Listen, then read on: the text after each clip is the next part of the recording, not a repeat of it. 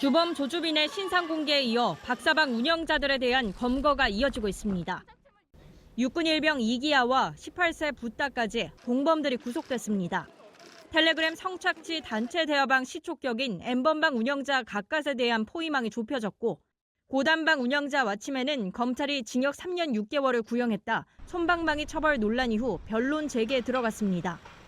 경찰은 SNS 속 디지털 성범죄자들에 대한 수사에 속도를 내고 있습니다. 지난 9일까지 경찰은 221명을 검거했고 32명을 구속했습니다. 조주빈과 같은 운영자는 57명, 유포자는 64명, 소지자는 100명이 붙잡혔습니다. 전체 피의자 약 30%가 10대였습니다. 그러나 그간 수많은 관전자를 거느리며 활개를 쳤던 디지털 성범죄자들을 완전히 소탕할 수 있을지는 미지수입니다. 성착취 단체 대화방 참여자들은 자신들은 절대 잡히지 않을 것이라고 자신해왔습니다. 수사망을 좁히고 있는 지금도 스스로를 박사로 칭하는 텔레그램 방이 개설되는 등 공권력을 조롱하는 일을 서슴지 않고 있습니다. 아동 음란물과 연관된 모든 행위를 제재한다, 엄벌한다. 라는 규범이 생기지 않는 이상 사실은 지금 그때마다 행위가 조금씩 달라지는 걸 가지고 법률 죄명이 적용되느냐 안 되느냐를 따져가지고는 사실은 답이 없다. 국민들의 분노가 들끓자 수사기관은 모든 역량 투입해 가담자 전원 수사하겠다. 책임중한 가담자의 신상을 공개하겠다고 천명했습니다. 제대로 죗값 치르도록 수사와 재판에 속도를 붙이고 있지만 아직 못 믿어온 시선도 존재합니다. 검찰은 박사방에 대한 범죄단체 조직죄 적용 문제를 검토하고 있고 법원은 아동 청소년 대상 음란물 범죄에 대한 양형 기준 설정에 나섰습니다. 그러나 디지털 성범죄에 대한 여론의 우려는 줄어들지 않은 분위기입니다. 저는 뿌리 근절에 대해서는 확신은 못할 것 같아요. 못 믿겠어요, 솔직히. 이제 다 처벌하겠다는 것도 사실 좀 이미지 메이킹 같아요, 솔직히. 전문가들은 지금까지 디지털 성범죄와 관련해 확실히 처벌한다는 확실성과 중형을 내린다는 엄중성 모두 실패했다고 지적했습니다. 성인지 감수성 있는 수사 인력을 갖춘 별도 기구가 필요하다는 지적도 나옵니다. 엄하게 처벌받는다는 것을 그들한테 인식시켜줘야지만이 이 수사는 성공할 수 있습니다. 독립된 별도의 디지털 성범죄 수사기구가 만들어져야 된다. 그래야지만이 앞으로의 범죄 예방에 수사에 도움이 된다. 소라넷 양진호 웹하드 사건과 달리 이번 N번방 사건이 디지털 성범죄 근절에 새 계기가 될지 지켜볼 때입니다. 연합뉴스TV 장보경입니다. 모바일 메신저 텔레그램의 상징은 보안입니다. 권력으로부터 검열받지 않을 자유를 핵심 가치로 내겁니다.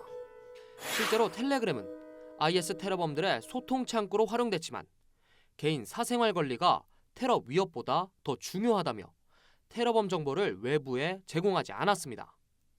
이 같은 철통 보안에 국내 이용자들도 환호한 적이 있습니다.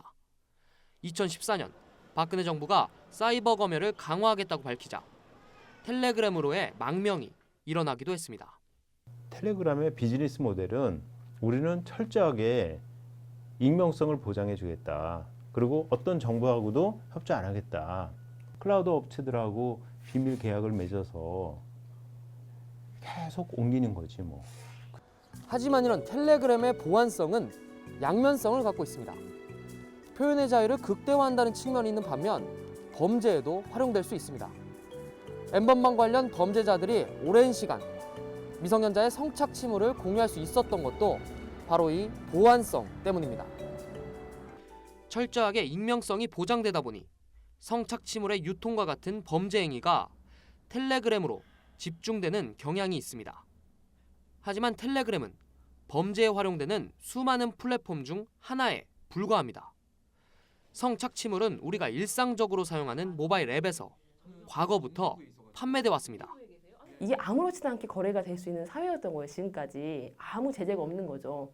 이게 가장 큰 문제였고 항상 있어왔던 일들인데 마치 텔레그램 때문에 이 일이 특별한 일처럼 여겨지는 건데 문제는 N번방에서 공유되던 동영상이 지금도 인터넷 공간에서 유포되고 있다는 점입니다.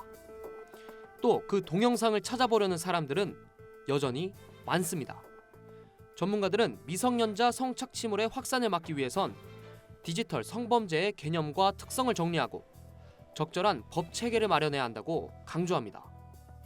연합뉴스 TV 나경렬입니다.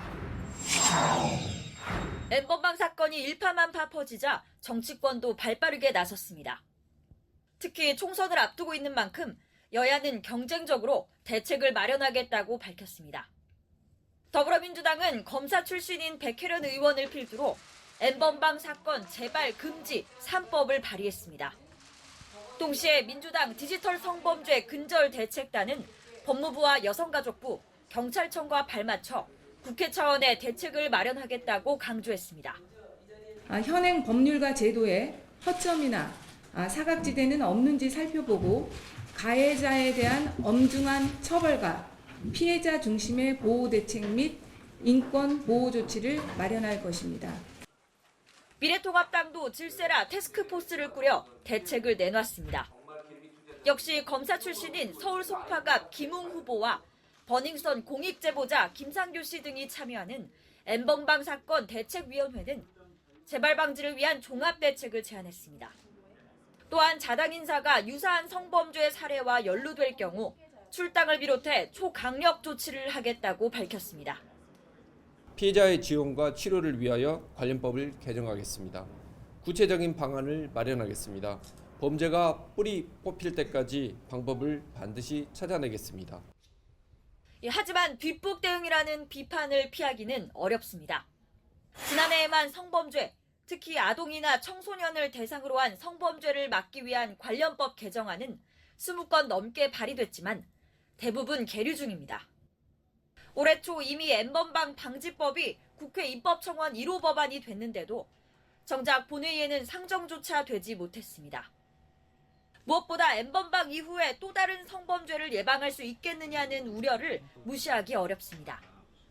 국내 최대 음란물 사이트였던 소라넷이 폐쇄되자 텔레그램이라는 새로운 플랫폼에서 범죄가 벌어진 점을 고려하면 근본적인 대책이 필요하다는 지적입니다.